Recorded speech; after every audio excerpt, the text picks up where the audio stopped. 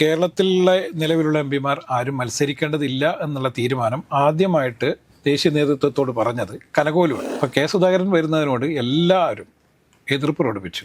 രമേശ് ചെന്നിത്തല മാത്രമാണ് അദ്ദേഹത്തോട് മത്സരിക്കേണ്ടതുണ്ട്, അല്ലെങ്കിൽ കെ സുധാകരൻ മത്സരിക്കട്ടെ എന്ന് തീരുമാനമാണ്. സുധാകരൻ പറയുന്നൊരു കാര്യമുണ്ട്. AICC നേതൃത്വം നേരത്തെ തന്നെ ഈ കാര്യത്തിൽ വ്യക്തത വരുത്തിയിരുന്നുവെങ്കിൽ ഒരു കാരണവശാലും ഇത്തരത്തിലുള്ള വിഷയങ്ങൾ ഉണ്ടാവുമായിരുന്നില്ല.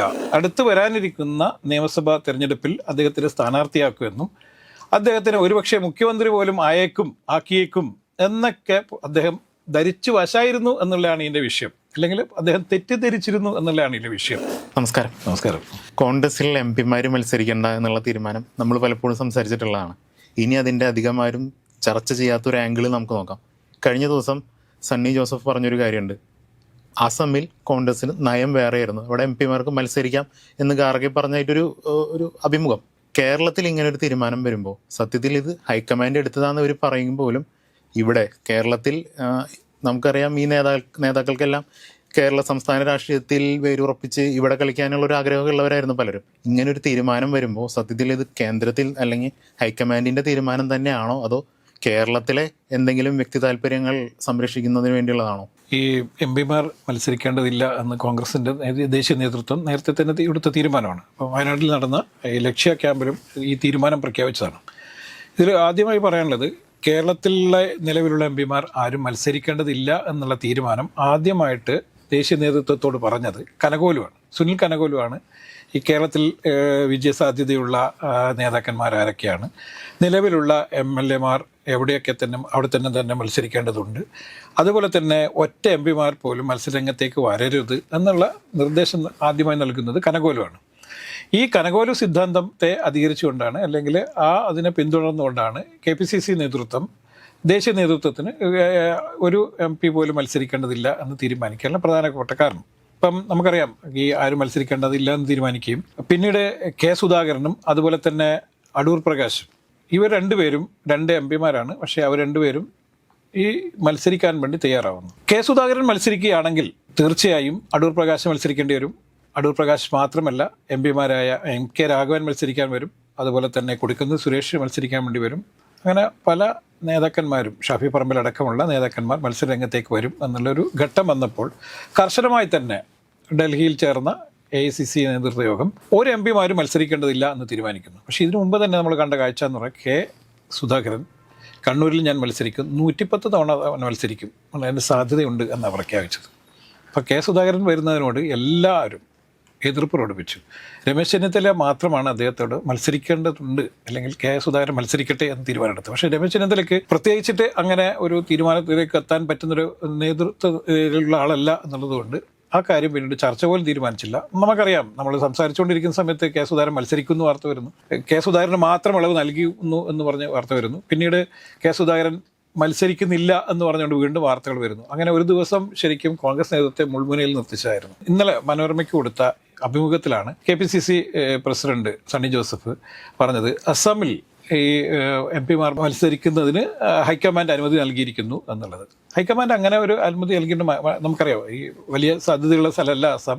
അതുകൊണ്ട് തന്നെ അസമിൽ ചിലപ്പോൾ ചില MP-മാർ മത്സരിച്ചാൽ മാത്രമേ സീറ്റുകൾ കിട്ടുകയുള്ളൂ എന്നുള്ളൊരു രാഷ്ട്രീയ പശ്ചാത്തലം നിൽക്കുന്നതുകൊണ്ടായിരിക്കാം അങ്ങനെ ഒരു തീരുമാനം എടുത്തത്. പക്ഷേ നമ്മളിതിൽ കാണേണ്ടത്, ഈ തീരുമാനങ്ങൾക്ക് പിറകിൽ കൃത്യമായ അജണ്ടയുണ്ടായിരുന്നു എന്നുള്ളത് തന്നെയാണ്. ഇപ്പോൾ ഇവിടെ ബൈ ഇലക്ഷൻ വരുന്നു, ഇവരൊക്കെ മത്സരിച്ച് ജയിച്ചാൽ ഏതാണ്ട് 6ഓളം പാർലമെൻറ്റ് മണ്ഡലങ്ങളിൽ ബൈ ഇലക്ഷൻ വരും.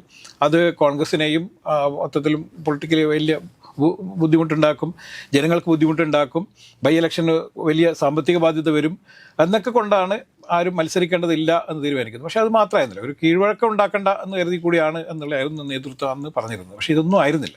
നിലവിൽ കോൺഗ്രസിന് ഇപ്പോൾ തന്നെ 2 മുഖ്യമന്ത്രി സ്ഥാനാർത്ഥികളുണ്ട്. അതൊന്ന് VD സതീശനാണ്, മറ്റേത് രമേശ് ചെന്നിത്തലയാണ്. അദൃശ്യനായ മറ്റൊരു മുഖ്യമന്ത്രി സ്ഥാനാർത്ഥി കൂടിയുണ്ട്, അത് KC വേണുഗോപാലാണ്. അപ്പോൾ ഇവരൊക്കെ പിന്നീട് മത്സരിക്കുകയും അവരൊക്കെ മത്സരിച്ചാൽ KC വേണുഗോപാലിനും പിന്നെ മത്സരിക്കാൻ വേണ്ടിയുള്ളൊരു അവസരം ലഭിക്കാതെ വരുമോ എന്നുള്ളൊരു സംശയമുണ്ട്. അതുപോലെ തന്നെ KC വേണുഗോപാലിന് ഇവിടെ വരണമെങ്കിൽ കെ സുധാകരനും കൂടി മത്സരിച്ച് ജയിച്ചു വന്നാൽ ഇവിടെ മുഖ്യമന്ത്രി സ്ഥാനാർത്ഥികളുടെ എണ്ണം കൂടുതൽ വർദ്ധിക്കുമെന്നുള്ളത് കൊണ്ടും ഒക്കെ അങ്ങനെ ഒരു തീരുമാനം ഉണ്ടാവേണ്ടതില്ല. അതായത് MP-മാരാരും മത്സരിക്കേണ്ട, ഇളവ് നൽകണം എന്നുള്ള തീരുമാനം ഉണ്ടാവേണ്ടതില്ല എന്ന് തീരുമാനിക്കുന്നു.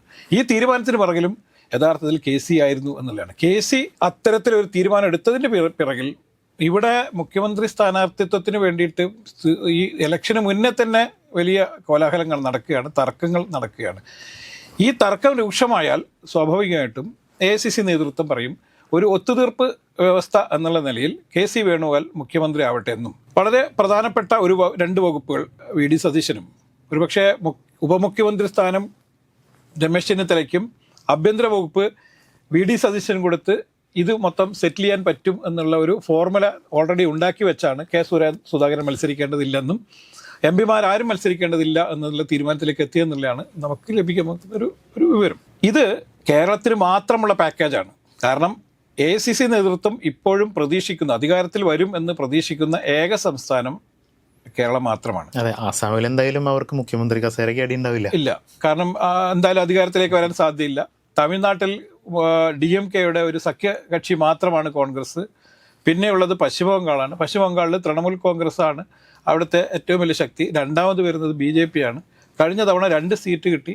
മൊത്തം CPM-ആയി മത്സരിച്ച് ആകെ കിട്ടിയ 2 സീറ്റാണ്. CPM-ന് വട്ടപ്പൂജ്യമാണ് കഴിഞ്ഞ പ്രാവശ്യം കിട്ടിയത്. 2 സീറ്റുള്ള എന്തായാലും പാർട്ടി മുഖ്യമന്ത്രി പദത്തിലേക്ക് വരുന്നില്ല. അവിടെ തല്ലുണ്ടാവാനുള്ള സാധ്യതയില്ല. അപ്പം ഇത്തരത്തിലുള്ള ഒരു രാഷ്ട്രീയ നീക്കത്തിൻ്റെ ഭാഗമായാണ് കേരളത്തിൽ ഈ നിലവിൽ MP-മാരും മത്സരിക്കേണ്ടതില്ലെന്ന് തീരുമാനിച്ചതും ഇനി ഭരണത്തിൽ വന്നാൽ ഇവർ രണ്ടുപേരുമല്ലാത്ത മറ്റൊരു MP തീർച്ചയായും രാജിവെച്ച് ഇവിടെ മുഖ്യമന്ത്രി ആവുകയും MP പദം രാജിവെച്ച് മുഖ്യമന്ത്രി ആവുകയും അവിടെ ഒരു ബൈ ഇലക്ഷൻ വരാനുള്ള സാധ്യത മാത്രമാണ് നിലവിലുള്ളത്. ഇതാണ് കോൺഗ്രസിൻ്റെ ഇപ്പോഴുള്ളൊരു അവസ്ഥ. അതുകൊണ്ട് സണ്ണി ജോസഫ് വളരെ നിഷ്കളങ്കനൊക്കെ ആയതുകൊണ്ടായിരിക്കാം അദ്ദേഹം ഞാൻ പിന്നീട് അത് ഗർഗയോട് ചോദിച്ചു എന്നൊക്കെ പറയുന്നത്. പക്ഷേ യഥാർത്ഥത്തിലുള്ള കോൺഗ്രസിൻ്റെ അല്ലെങ്കിൽ കോൺഗ്രസിനുള്ളിൽ നടന്ന നീക്കം ഇതാണ് എന്നുള്ളതാണ് എൻ്റെ ഒരു അറിവ്. അതേസമയം സുധാകരൻ അദ്ദേഹം ഒടുവിൽ AICC നേതൃത്വത്തിന് കീഴടങ്ങുകയും അദ്ദേഹം മത്സരിക്കേണ്ടതില്ല എന്നുള്ള തീരുമാനം അംഗീകരിക്കുകയും ചെയ്തു. പക്ഷേ സുധാകരൻ പറയുന്നൊരു കാര്യമുണ്ട്.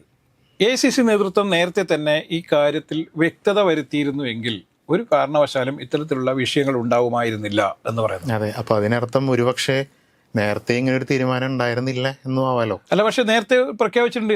AICC നേതൃത്വത്തിന് മുന്നിൽ കനകോലു ഈ ആവശ്യം ഉന്നയിച്ചിട്ടുണ്ട്. അതായത് തീർച്ചയായും ജയിക്കാവുന്ന 70 മണ്ഡലങ്ങൾ ഐഡന്റിഫൈ ചെയ്തിട്ടുണ്ട് കനകോലു. അവിടെ പ്രത്യേകിച്ചിട്ട് കോൺഗ്രസ് ജയിക്കാനുള്ള നീക്കങ്ങൾ എന്തൊക്കെയായിരിക്കണം എന്നതിനെക്കുറിച്ചുള്ള അദ്ദേഹത്തിൻ്റെ സർവേയിൽ ലഭിച്ച റിപ്പോർട്ട് പ്രകാരം അവിടെ ജയിക്കാനുള്ള എന്തൊക്കെയാണ് ആവശ്യമായ നീക്കങ്ങൾ എന്നതിനെക്കുറിച്ച് നേരത്തെ തന്നെ കനകോലു നേതൃത്വത്തിന് മുന്നിൽ വെച്ചിട്ടുണ്ട്.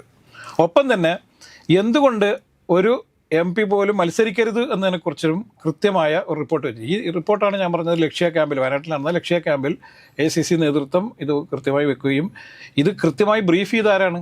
VD സതീശനാണ്. പ്രതിപക്ഷ നേതാവായ VD സതീശനാണ് ഈ വിഷയങ്ങളൊക്കെ അവിടെ ബ്രീഫ് ചെയ്തത്. അതുകൊണ്ട് നേരത്തെ അങ്ങനെ തീരുമാനം എടുത്തിട്ടില്ല എന്ന് പറയുന്നത് ശരിയല്ല. പക്ഷേ തന്നെ അറിയിച്ചില്ല എന്ന് പറയുന്നതിലും അതിൽ രാഷ്ട്രീയമല്ല. സുധാകരനെ സംബന്ധിച്ചിടത്തോളം സുധാകരനെ പേഴ്സണലി അത്തരത്തിലുള്ള വിഷയങ്ങൾ പറഞ്ഞില്ല. അതായത് പൊതുവായാണ് കൺവിൻസ് ചെയ്യിപ്പിച്ചില്ല. സുധാകരൻ വിചാരിച്ചിട്ടുണ്ട് അല്ലെങ്കിൽ കരുതിയിരുന്നത് സുധാകരൻ നേരത്തെ തന്നെ പ്രഖ്യാപിച്ചിരുന്നായിരുന്നു ഞാൻ കണ്ണൂരിൽ മത്സരിക്കുമെന്ന്. അപ്പോൾ സുധാകരന് മാത്രമായി ഒരു ഇളവുണ്ടാവും എന്നായിരുന്നു സുധാകരൻ കരുതിയിരുന്നത്. കാരണം അദ്ദേഹം KPCC അധ്യക്ഷ സ്ഥാനത്ത് നിന്ന് മാറുന്ന സമയത്ത് അദ്ദേഹത്തിനോട് നേതൃത്വം പറഞ്ഞത്, AICC നേതൃത്വം അദ്ദേഹത്തിന് കൊടുത്ത ഉറപ്പ് എന്നത് മറ്റൊരു ഘട്ടത്തിൽ മറ്റൊരു ഇതിലേക്ക് കൃത്യമായി പരിഗണിക്കപ്പെടും എന്നാണ്. അദ്ദേഹം അത് കൃത്യമായി ധരിച്ചു വച്ചിരുന്നത് അടുത്ത് വരാനിരിക്കുന്ന നിയമസഭാ തെരഞ്ഞെടുപ്പിൽ അദ്ദേഹത്തിന് സ്ഥാനാർത്ഥിയാക്കുമെന്നും അദ്ദേഹത്തിന് ഒരുപക്ഷെ മുഖ്യമന്ത്രി പോലും ആക്കിയേക്കും എന്നൊക്കെ അദ്ദേഹം ധരിച്ചു വശായിരുന്നു എന്നുള്ളതാണ് ഇതിൻ്റെ വിഷയം. അല്ലെങ്കിൽ അദ്ദേഹം തെറ്റിദ്ധരിച്ചിരുന്നു എന്നുള്ളതാണ് ഇതിൻ്റെ വിഷയം. കാരണം സ്വാഭാവികമായിട്ടും സുധാകരനെ പോലെ ഒരാൾ മുഖ്യമന്ത്രിയൊക്കെ ആവാൻ ആഗ്രഹിക്കും എന്നുള്ള കാര്യത്തിൽ യാതൊരു സംശയമില്ല. പക്ഷേ കോൺഗ്രസിലുണ്ടായ ഈ മാറ്റങ്ങളെക്കുറിച്ചോ അല്ലെങ്കിൽ കോൺഗ്രസിൽ ഇപ്പോൾ ഉണ്ടായിക്കൊണ്ടിരിക്കുന്ന അധികാര സ്ഥാനത്തേക്കുള്ള ചില നേതാക്കന്മാരുടെ നീക്കത്തെക്കുറിച്ചൊന്നും സുധാകരൻ അത്രയധികം ബോധവാനായിരുന്നില്ലാത്തത് കൊണ്ടാണ് അദ്ദേഹം ഇങ്ങനെ തെറ്റിദ്ധരിച്ചെന്ന് നമ്മളിൽ പറയേണ്ടത്. അപ്പം കൃത്യമായി കഴിഞ്ഞ ദിവസങ്ങളിലൊക്കെ സുധാകരൻ ആരായിരിക്കണം പുതിയ മുഖ്യമന്ത്രി എന്നതിനെക്കുറിച്ചിട്ട് വ്യക്തതയോടുകൂടി പറഞ്ഞിട്ടുണ്ട്. അത് രമേശ് ചെന്നിത്തല ആയിരിക്കണം, ഞാൻ രമേശ് ചെന്നിത്തലയായിരിക്കും പിന്തുണയ്ക്കുക എന്നുള്ളത്. രമേശ് ചെന്നിത്തല ഒരുപക്ഷെ മുഖ്യമന്ത്രി സ്ഥാനത്തേക്ക് പരിഗണിക്കപ്പെടാതെ തന്നെ പോകാനുള്ളൊരു കാരണം ഇതായി മാറാനും കൂടി സാധ്യതയുണ്ട്. കാരണം രമേശ് ചെന്നിത്തലേന്റെ കഴിഞ്ഞ ദിവസങ്ങളിൽ ഇപ്പൊ കോഴിക്കോട് നടന്ന UDF-ന്റെ തൊപ്പി വിവാദം അത് വലിയ വിവാദമാണ്. ഇപ്പൊ രാഹുൽ ഗാന്ധി ഇന്നലെ പങ്കെടുത്തിരുന്നില്ല, പകരം ഖർഗെയാണ് പങ്കെടുത്തത്. ഇതില് രമേശ് ചെന്നിത്തലയ്ക്ക് വേണ്ടിയിട്ട് വലിയ ക്യാമ്പയിൻ നടന്നു എന്നുള്ളത് വ്യക്തമാണ്. അപ്പം ഈ കേരളത്തിലെ കോൺഗ്രസിനാർക്കിടയിൽ രമേശ് ചെന്നിത്തല ഗ്രൂപ്പും അതുപോലെ തന്നെ വി ഡി സതീശനെ അനുകൂലിക്കുന്ന ഗ്രൂപ്പും വലിയ രീതിയിലുള്ള പിടിവലികൾ ഇപ്പോൾ തന്നെ ആരംഭിച്ചിരിക്കുന്നു എന്നുള്ളത് വ്യക്തമാണ്. അപ്പം ഭരണം കിട്ടുമോ എന്നുള്ള ഉറപ്പ് പോലും ഇല്ലാത്ത സ്ഥലത്താണ് ഒരുമിച്ച് നിന്ന് ഭരണത്തിലേക്ക് വരുന്നതിന് പകരം ഈ രമേശ് ചെന്നിത്തലയ്ക്ക് വേണ്ടി നടത്തുന്ന ഒരു വിഭാഗം നടത്തുന്ന ക്യാമ്പയിൻ. അതിൻ്റെ ഭാഗമായിട്ടാണ് പി ജെ കുര്യനൊക്കെ ആരായിരിക്കണം മുഖ്യമന്ത്രി, രമേശ് ചെന്നിത്തല ആയിരിക്കണം എന്ന് അദ്ദേഹത്തെ വേദിയിലിരുത്തിക്കൊണ്ട് പ്രഖ്യാപിക്കുകയാണ്. അപ്പോൾ അങ്ങനെ ഒരു പ്രഖ്യാപനം യഥാർത്ഥത്തിൽ കോൺഗ്രസിൽ പതിവില്ലാത്തതാണ്. പതിവിന് വിപരീതമായിട്ട് രമേശ് ചെന്നിത്തല ഇത്തരത്തിലുള്ള വലിയ ക്യാമ്പയിനുകൾ ആരംഭിച്ചിരിക്കുന്നു. രഹസ്യമായും പരസ്യമായും രമേശ് ചെന്നിത്തലയുടെ സപ്പോർട്ട് ചെയ്യുന്ന ഒരു വിഭാഗത്തെ അദ്ദേഹം വാർത്തെടുത്തിരിക്കുന്നു എന്ന് തന്നെയാണ്. കാരണം ഇത് കോൺഗ്രസിന് ഒരു കാര്യത്തിലും ഗുണം ചെയ്യില്ല. മാത്രമല്ല, ഈ MP-മാർ മത്സരിക്കേണ്ടതില്ല എന്നുള്ള തീരുമാനത്തിന് വലിയ കയ്യടി കിട്ടിയതാണ്. പക്ഷേ ആ കയ്യടി തുടർന്ന് കിട്ടണമെങ്കിൽ അത് കൃത്യമായൊരു തീരുമാനമാണ് എന്ന് പറയുന്നതിന് പകരം മറ്റ് സ്റ്റേറ്റിൽ അത് ഇല്ലല്ലോ, ഇവിടെ മാത്രം എന്തിനാണ് അങ്ങനെ? പല സ്ഥലങ്ങളിലും പല രീതിയിലായിരിക്കുമല്ലോ. വിജയിച്ച് കയറാൻ വേണ്ടി പല സ്ഥലങ്ങളിലും പലതരത്തിലുള്ള രാഷ്ട്രീയ നിലപാടുകളാണ് സ്വീകരിക്കുക. ജിയോ പൊളിറ്റിക്സ് നോക്കണല്ലോ. അതെ. അപ്പം അങ്ങനെ നോക്കുമ്പോൾ ദേശീയ നേതൃത്വം കേരളത്തിന് മാത്രമായ ഒരു പാക്കേജ് പ്രഖ്യാപിച്ചാണ് എന്ന് വേണം നമ്മൾ കരുതാൻ. അതുകൊണ്ട് കോൺഗ്രസിൽ വരുന്ന ആളുകളിൽ വലിയ തല്ലിനൊക്കെ കാരണമാകാവുന്ന ഒരു അഭിമുഖം തന്നെയാണിത് എന്നുള്ളത് നമ്മളിൽ കാണേണ്ടത്. ഒരുപക്ഷെ ജയിച്ചാൽ പോലും ഒരു മുഖ്യമന്ത്രിയെ തീരുമാനിക്കാൻ 1 മാസം എടുക്കും മിക്കവാറും. അങ്ങനെ പോകാൻ പറ്റില്ല. കാരണം എന്ന് പറഞ്ഞാൽ വളരെ പെട്ടെന്ന് തന്നെ മുഖ്യമന്ത്രിയെങ്കിലും സത്യപ്രതിജ്ഞ ചെയ്യണം. പക്ഷേ വലിയ തല്ല് പ്രതീക്ഷിക്കുന്നു എന്നുള്ളത് തന്നെയാണ് നമ്മളിൽ കാണേണ്ടത്.